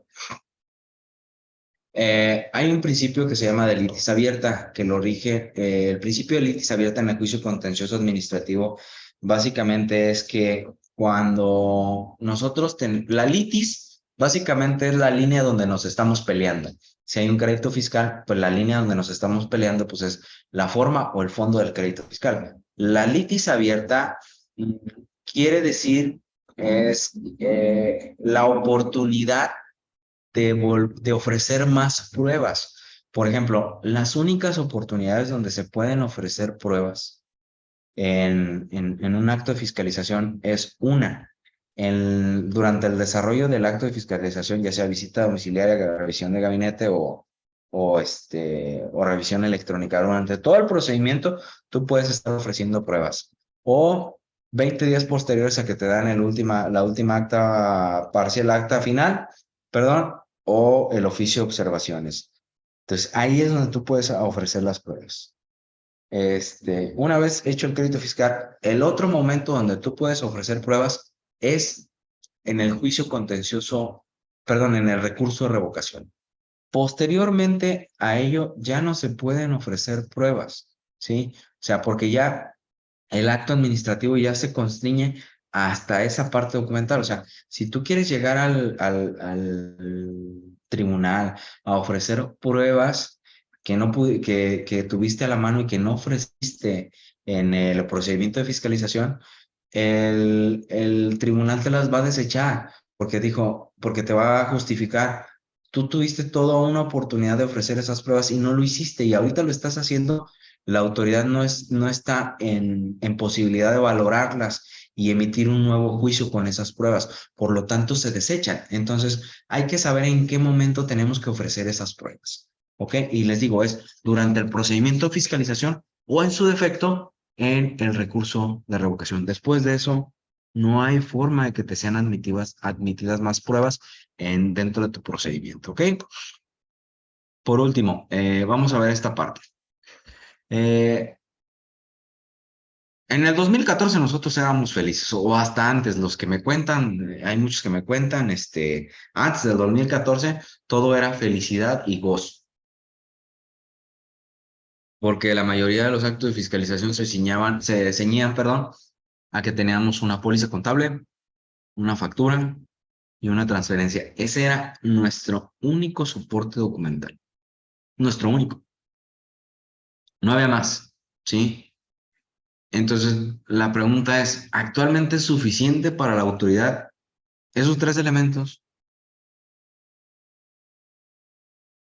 Sí, yo creo que no. O sea, la respuesta es sencilla, no. O sea, esos tres elementos en el 2014, en el 2006, en el 2000, eran una chulada, porque era lo suficiente para que la autoridad pudiera realizar o pudiera validar nuestra deducción. Actualmente ya no es así, ¿sí? Actualmente ya no se puede tener solamente una póliza, una factura y una transferencia, ya no, ¿ok? Entonces, ¿qué más? ¿Qué más necesitamos para que esto soporte nuestra deducción? Justamente, hablábamos de esa materialidad, hablamos de la evidencia, hablamos de una sustancia y de una trazabilidad. Estos cuatro elementos, son parte fundamental de nuestra deducción, ¿sí? Hablar de materialidad, en primer término, como ya lo definimos, es hablar de esto. Es la póliza contable con su relación del CFDI, es hablar de los contratos, es hablar del CFDI, es hablar de complementos requeridos, carta aporte, pagos, es hablar de los entregables, manuales, bitácoras, estimaciones de obra, cotizaciones, correo electrónicos, pagarés, entradas y salidas de almacén, actas de asamblea, órdenes de compra, este, mm, fotografías, guías de transporte, certificaciones de documentos, manual de procedimientos, manual de organización, constancias, diplomas, testimonios. No existe como tal un checklist, pero sí yo quiero que se lleven algo muy importante. Ustedes dentro de sus empresas deben de definir lo que yo le llamo el estándar probatorio o el estándar de materialidad. O sea, ¿qué es lo mínimo que vas a pedir, pero que todo lo tenga? No se me explico. Porque, ¿qué pasa? Luego digo, me han contado, cuando adquieres estas ciertas facturas, chuecas, de esas con comisión y no con la Comisión Federal de Electricidad. Pasa mucho que ellos te dicen, no te preocupes, yo te entrego tu Yo te entrego tu comprobante, te hago la transferencia y te doy los entregables, te entrego tu materialidad. Si resulta que tu contabilidad no está debidamente soportada, pues esa operación va a brincar luego, luego. ¿Por qué? Porque va a ser la que sí tiene los contratos, la que sí tiene las fotografías, la que sí tiene las bitácoras, la que sí tiene el CFDI, la que sí está bien armada. Y la que no está bien armada, la que le deberías de prestar atención, la que es día a día, no cuenta con el soporte no documental, nada más tienes tu póliza, tu triste póliza, tu transferencia y tu CFDI. ¿Me explico? Entonces, debe de existir un estándar en la cuestión de la materialidad. O sea, si vas a tener el CFDI, la opinión, la constancia, la credencial, el contrato, la entrada en el almacén, pues debe de ser un estándar general. Todas tus operaciones la deben de tener. No debe de haber excepciones. ¿Me explico? O sea, a tus proveedores les debes de pedir eso, ¿sí? Y ahí entras en ese estándar probatorio. ¿Me explico? En ese punto tú ya estás cumpliendo de manera regular. Y no tener para unas sí, para otras no. O sea, lo que sí puedes variar a lo mejor es el método de certificación. Por ejemplo, a lo mejor tienes puras copias cotejadas en los contratos y está bien, dar el efecto de la fecha cierta. Pero a lo que voy es, a ver, tienes que tener conciencia de ese estándar de materialidad, ¿sí? Entonces, esa es la parte importante que debemos de voltear. Y no es si tienes más o si tienes menos. Tiene que ser parejo, como dijo la Madre Superiora, a todas, ¿sí? A todas nos debe de tocar lo mismo para todas, ¿ok? Para todas las operaciones debe de ser el mismo estándar probatorio. Lógicamente esta lista puede ser más, puede ser menos, pero la parte importante es que tú estés consciente de esa documentación, por favor. Eh, la evidencia. Debe existir una congruencia entre el CFDI del emisor y la actividad del emisor, ¿sí? O sea, debe de existir algo que nos dé la certeza de esa actividad. Por ejemplo, si estamos hablando de una persona moral, pues la certeza debe de ser que esa persona moral te haga llegar su acta constitutiva donde tú veas el objeto social, su constancia cheque con el objeto social y su CFDI cheque con el objeto social. ¿Me explico? Y no que tengas un CFDI que diga clave del producto 01010101. O sea, te ponen toda la torre porque es un producto no definido. Entonces, ¿qué vendes? ¿No sabes lo que vendes? ¿Me explico? Esa es la parte que debemos de tomar conciencia. ¿Qué también debemos de dejar de evidencia? Las actividades dadas de ante el SAT. Nosotros tenemos que tener esas actividades al corriente. Deben de estar debidamente documentadas, tanto en tu acta constitutiva como en tu constancia de situación fiscal, e ir agregando los que te hagan falta. Claves de productos correctos, lo que mencionaba, o sea, la autoridad te puede decretar ahorita, por ejemplo, para efecto de los RIF, la autoridad en base a la función en función de los productos que tú vendes, te puede modificar las actividades sin previo aviso. Entonces, ojo con ello, necesitamos justificar que sí nos dedicamos a este ingreso y tenemos esta justificación de la deducción. Licencias, autorizaciones, certificados. Yo hablo de un concepto que se llama líneas de tiempo, o sea, ¿cuándo inició el proceso? Por ejemplo, si estás hablando de una obra en proceso, que es una deducción de inversiones, ¿cuándo iniciaste el proceso? ¿Cuándo terminaste el proceso? O sea, si esa obra en proceso lo vas pasando conforme avances de obras, estimaciones, autorizaciones, o sea, en función de que estás haciendo esa estimación, o cuándo, o sea, ve la línea del tiempo, o sea, si, por ejemplo, decirles algo, tu factura tiene fecha 20 de julio. Tu contrato tiene fecha 25 de julio. Tu orden de entrada en el almacén tiene fecha 25 de julio, o 30 de julio. Entonces, y si en el contrato no se estipula que la entrega de la mercancía es a los 8 días, pues ahí ya la línea del tiempo ya no coincidió, no sé si me explico, o sea, tienes que justificar esa trazabilidad también en función del tiempo, o sea, debes de evidenciar esa función del tiempo, ¿sí? No que tengas los contratos hasta fin de año, ¿sí? sea, esa es la parte importante que tú debes de tomar en consideración, ¿ok? ¿Qué otra cosa? Sustancia. La parte de la sustancia es la plática toral de esto, lo estrictamente indispensable.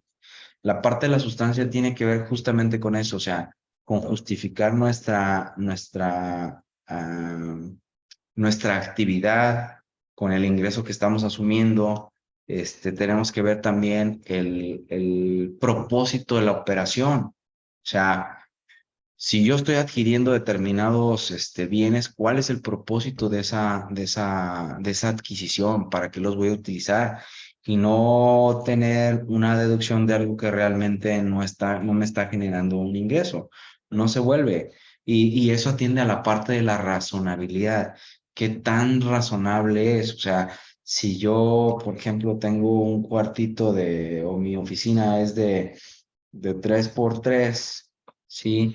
Y compro, no sé, 200 litros de cloro, 200 litros de pinol, este, para, para mis oficinas, pues no hay una razonabilidad en ese tipo de gastos. O sea, eso es lo que sí tenemos que hacer. Por ejemplo, les hablo de una anécdota con unos compañeros cuando estudiaban la licenciatura. El amigo era muy dado de fiestas y el amigo pues ya estaba casado y ya tenía su pareja. Entonces de repente era muy amigo de un cuate en una imprenta, por ahí nos conocimos también. Y de repente llegábamos ahí con él y decía, oye, necesito que me justifiques un congreso en Cuba, un congreso para los licenciados, para los abogados en Cuba, cabrón. Necesito que me hagas un folletito, necesito que me hagas esto y esto y esto y esto. Digo, no estoy dando ideas. Él era así, él se portaba mal. La justificación para él era, yo me voy con mis amigos o con mis cuates, licenciados allá a Cuba, porque allá hay un congreso para tal cosa, mira, están las fechas, aquí está la publicidad. O sea, subía todo parecía tan bonito para que su esposa se la creyera. O sea, no quiero o sea, no me malinterpreten, no tiene que hacer eso con la autoridad. No, no, no. Él lo hacía para su esposa, para crear esa justificación de viaje. Entonces, él iba de trabajo, él siempre iba de trabajo, pero bueno, también hay que identificar el beneficio económico. Les decía, hay que voltear a ver el artículo, el 5A, que habla es justamente de esas cuestiones, del beneficio económico, específicamente cómo es que a mí económicamente me ayuda esa parte, y siempre no tiene que ser superior al beneficio fiscal, porque si es superior, hay que justificar por qué lo es superior. Por ejemplo, el beneficio económico, a lo mejor tenemos un desarrollo inmobiliario. Y pues el beneficio de ahorita es yo me asocio contigo, te compro el terreno, véndeme el terreno, lo ponemos en la panza de la empresa, yo te lo voy pagando, pero en primer término, yo justifico mi deducción, donde me emite un CFDI, y agarro el artículo 191 de los estímulos fiscales y yo deduzco ese terreno porque me lo permite. Entonces, ahí hay un beneficio fiscal que puede ser inclusive superior al beneficio económico. No, el beneficio económico a lo mejor no se dio en ese año, pero el beneficio económico es el que yo voy a estar recibiendo en los años posteriores. Entonces, ahí se justifica esa razón de negocio, ¿sí? En primer término, el beneficio fiscal es mayor que el económico, sí, porque no estoy pagando y sí estoy deduciendo. ¿Me explico? Pero nosotros debemos de documentar de manera adecuada que sí hay un beneficio económico y que inclusive es superior al beneficio fiscal.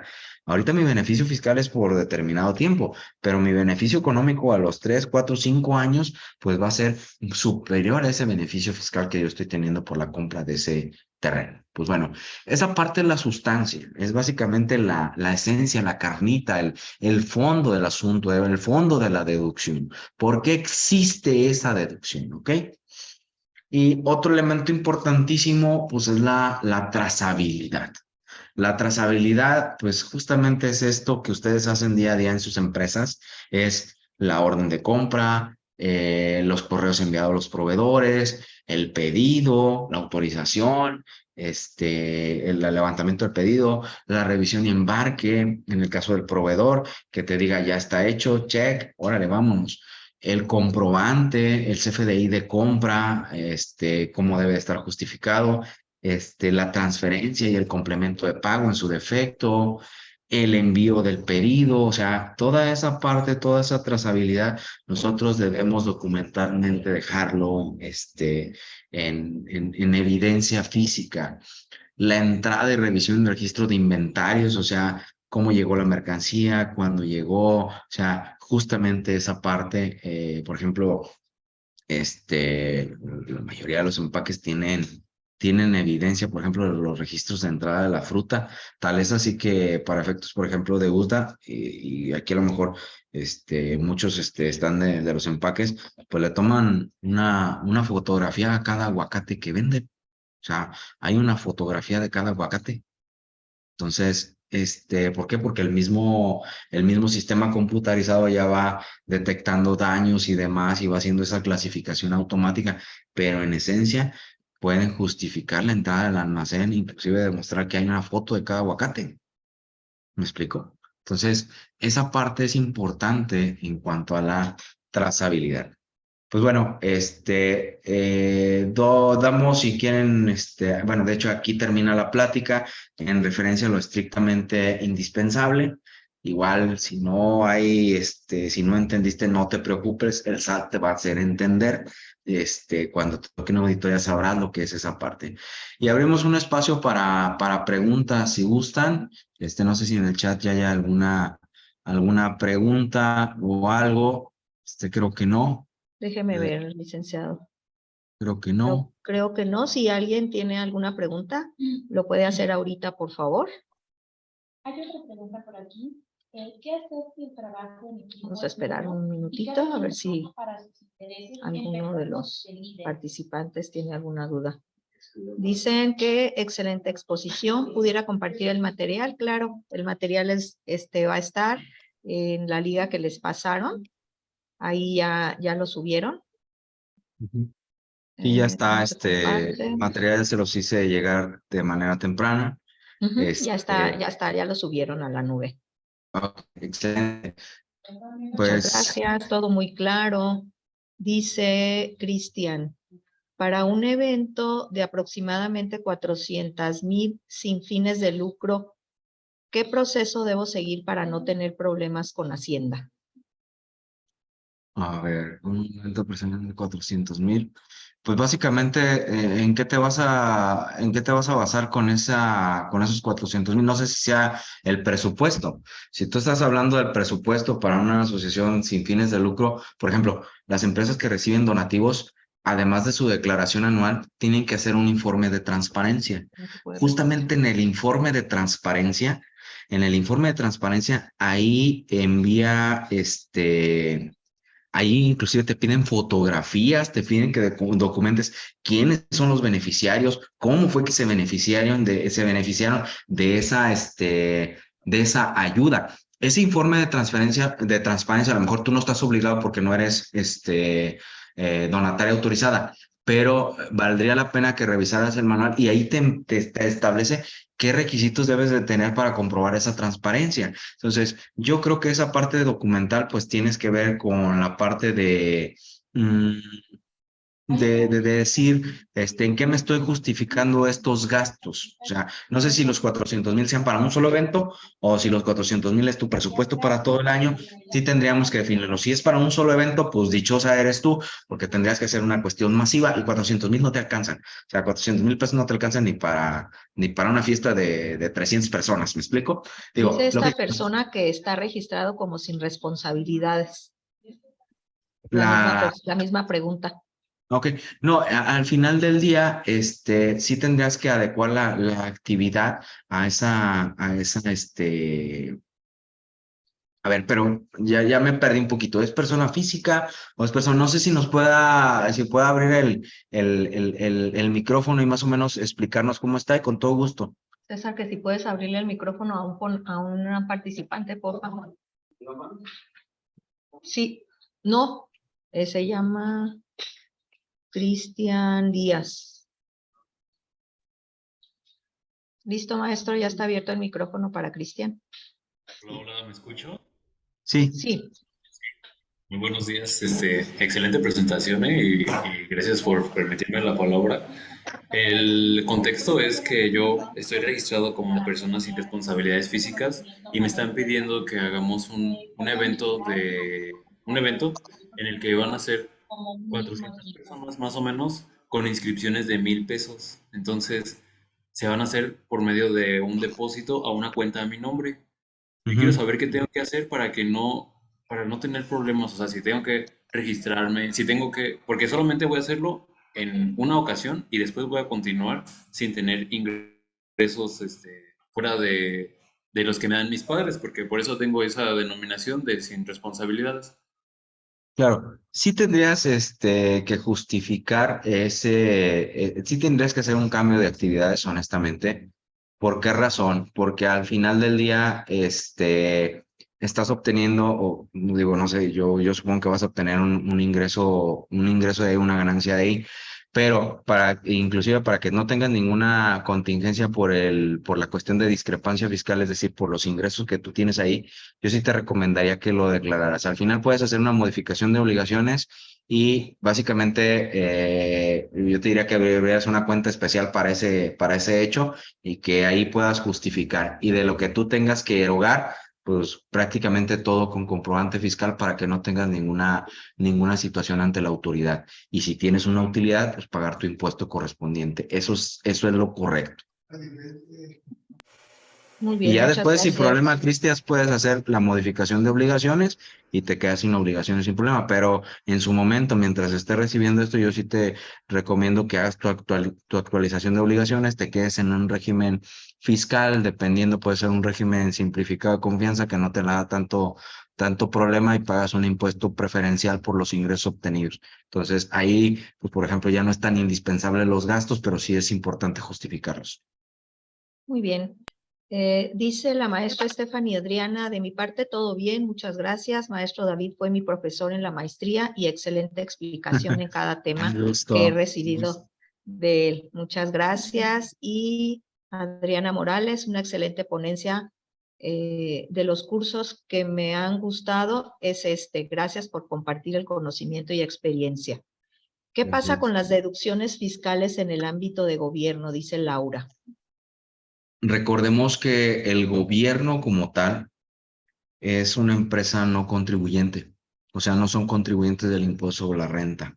Sí, o sea, se justifica su obligación en primera instancia, la mayor obligación que tiene es como retenedor del impuesto. En este punto, gobierno sí tiene que tener CFDIs y todo, pero vaya, no va a ser sujeto a una fiscalización salvo que la Auditoría Superior del Estado o la Auditoría Superior de la Federación son los únicos órganos de gobierno que pueden auditar a los entes públicos y las sanciones son en otro tipo. La sanción no es tanto para el órgano de gobierno, la sanción es para el funcionario. La sanción va en el sentido de que pueden inhabilitar a un funcionario por malos manejos. Entonces, en ese sentido va la revisión para la parte de los entes públicos. Como tal, te vuelvo a repetir, es un no contribuyente del impuesto sobre la renta hasta en términos del 79. Nos dice Viridiana, ¿se tiene alguna sanción por no tener los complementos de pago y solamente contamos con la factura en PPD? Sí hay una sanción. Vaya, básicamente, pues es parte de tu deducibilidad y sobre todo en la parte del acreditamiento del IVA. O sea, es parte importante conforme a reglas de la resolución miscelánea fiscal. Sí hay una coerción para que tú tengas la expedición del complemento de pago y hay sanción, hay una multa por la no emisión de los comprobantes. En este caso, pues es un CFDI de pago y tiene que ver esa parte. Mariela nos dice, en el supuesto de préstamos con terceros y que la recuperación del préstamo posiblemente no es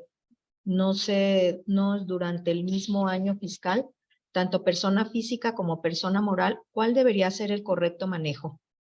Es una cuenta por cobrar en ese caso. y el correcto manejo, pues no es un ingreso para efectos de acumulación de impuesto a la renta, pero sí se debe de documentar. Y aquí hago un poquito de reflexión a la parte de razón de negocios. ¿Quién presta sin intereses? O sea, y el que preste sin intereses, dígame porque necesito dinero.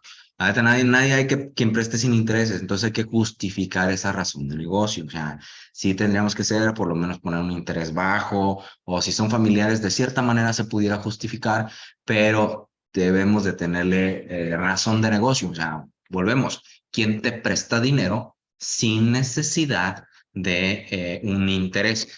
Lo puedes documentar con pagarés, lo puedes documentar con mutuos y ya si quieres darle mayor fuerza, pues vas a la notaría y lo elevas a escritura, porque todos los préstamos arriba de, todos los préstamos arriba de 5,000 pesos, los notarios lo están llevando a escritura pública. Sí. Ok, dice Víctor Rubén que salió una jurisprudencia en cuanto a pagos, pero no hay que confiar. Ujú. Sí, no, al final de la emisión de un CFDI. O sea, es esa parte. Ok. Lupita dice, en el caso de los clientes extranjeros, como tienen distintas empresas, realizan el pedido de una empresa y se factura. Luego se realiza el pago de otra porque correspondía a esta otra empresa.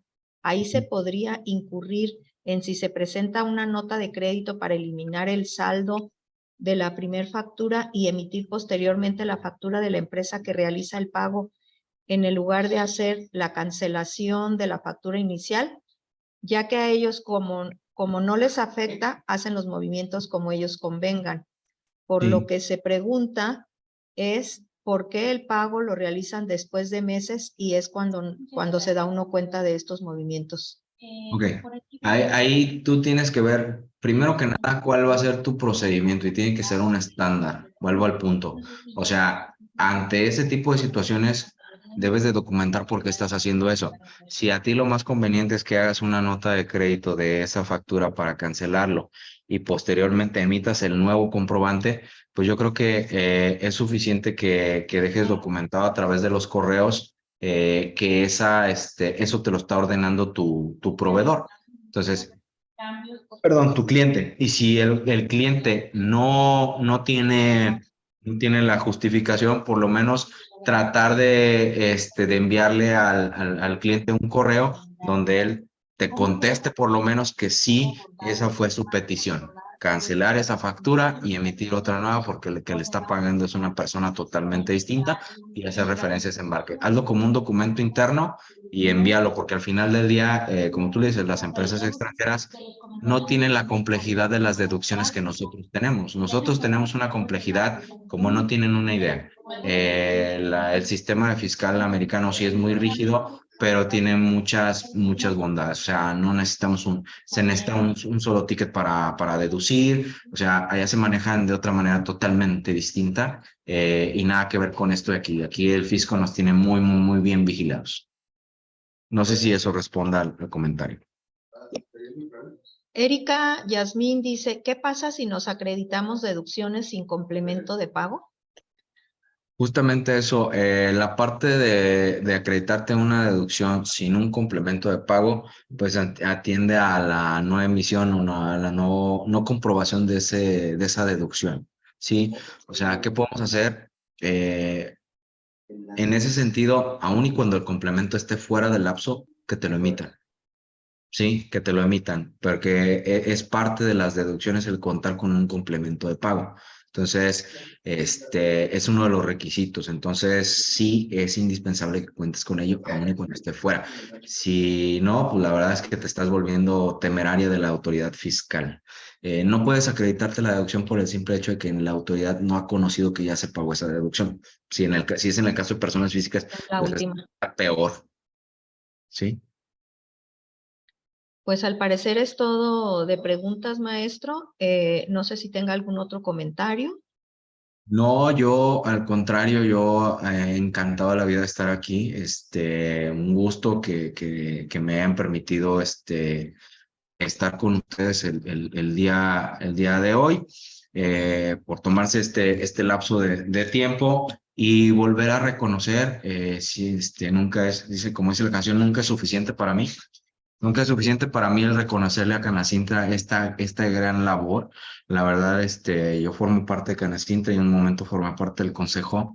Y la verdad que la Semana de la Cultura Laboral es una semana titánica. Digo, a mí me tocó en la parte cuando eran presenciales, pero es una labor titánica de muchos meses.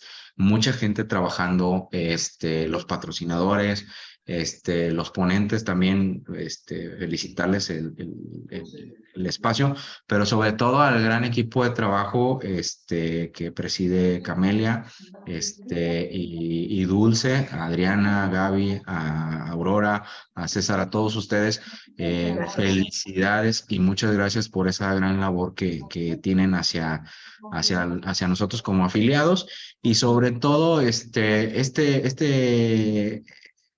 esta Semana de la Cultura Laboral es por ustedes y gracias a ustedes. Y bueno, yo encantado de participar siempre que me dejen con todo gusto. Y gracias a ustedes.